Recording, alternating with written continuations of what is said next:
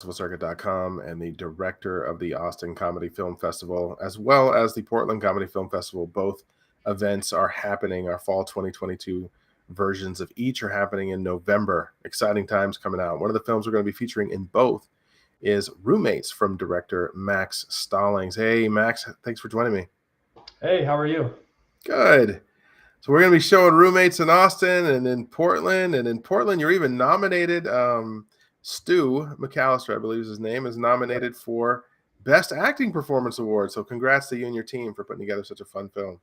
Thank you. Yeah, it was so much fun to make and work with everyone. And Stu, he's such a funny guy. So just working with everybody, it was just great. It was a great experience. So Good stuff. Well, give us an idea of what the synopsis of this film is all about. What are we going to see in the theater?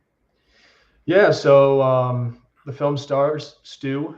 He's a professional squatter who lives in a college kid's house. There's like four college kids that live there, and he does that because there's four times the food. College guys, they'll steal each other's food anyway, so no one's going to question when a couple eggs are missing or whatnot, or someone's shampoo is less. So he's hiding out in their attic, and his whole life gets turned upside down when there's a younger squatter that shows up and is trying to do the same thing as him, but we're not really sure what his motives are at the beginning. So he's got to kind of deal with that, and yeah, it's a very interesting situation for him. Well, it's definitely an awkward situation, which is part of making a great comedy. Creatively, why did you want to tell this story? So I think, I think I came up with this. The idea popped in my head. It was fall 2020, so peak COVID, and I don't know. I was going through YouTube, and there's like these horror stories that you find on there. It's like, oh, someone's been living in your house and you didn't even know about it for months or whatever.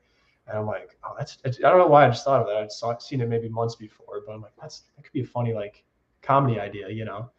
And then I was like, well, you're kind of stuck in with your roommates too. All classes are online, so you guys are getting on each other's nerves, and those things kind of together. Where I was like, okay, maybe someone who isn't really supposed to be there as a roommate has another roommate who's not supposed to be there, and they got to be secret, but everything that they're doing is kind of getting them in danger of being found out. So it's kind of how that all came together.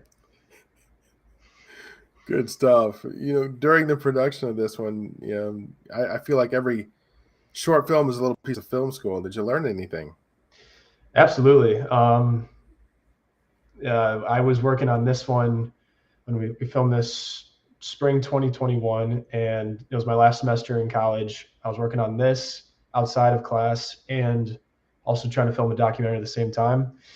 And so the biggest thing I learned is that is very difficult to do all those things and keep a sane mind at the same time. But we got it done. It's just like, even with short films too, 10 minutes, 20 minutes, to make them the best you can, it demands your full attention and your full, focus on making the script good and getting everyone together. So I think the biggest thing I learned is that I probably will try not to do that again. I'm working on multiple films at the same time, but I'm happy with the way it turned out still, nonetheless. Well, balancing a lot, man, but this turned out to be funny. I definitely didn't get the impression that you cut any corners. Thank you. It's excellent production, very well put together. Thank you. What else you got planned in the future? Yeah, so I mentioned documentary. For the past 2 years, I've been filming this documentary on a professional race car driver. He's 63 years old now, but back in the 80s, he built a car and won a championship in the UK with it.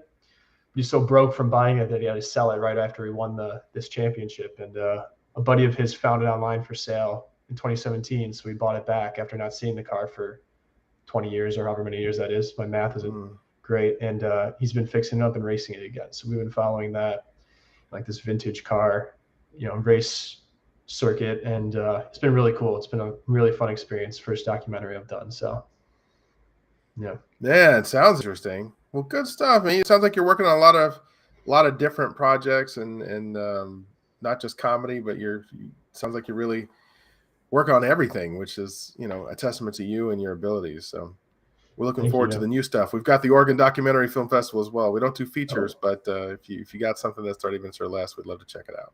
awesome. Well, that's good to know. All right, my man. Is there anything else you wanted to add before we go? Yeah, I just want to say thank you to the judges for selecting the film.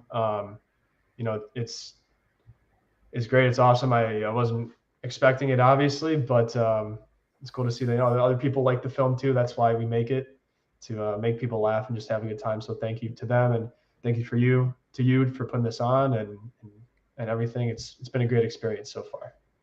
Thank you. Appreciate it. You make us look good at the theater, and hopefully we'll see you up in Portland. All right. Yes, you will for sure. Take it easy.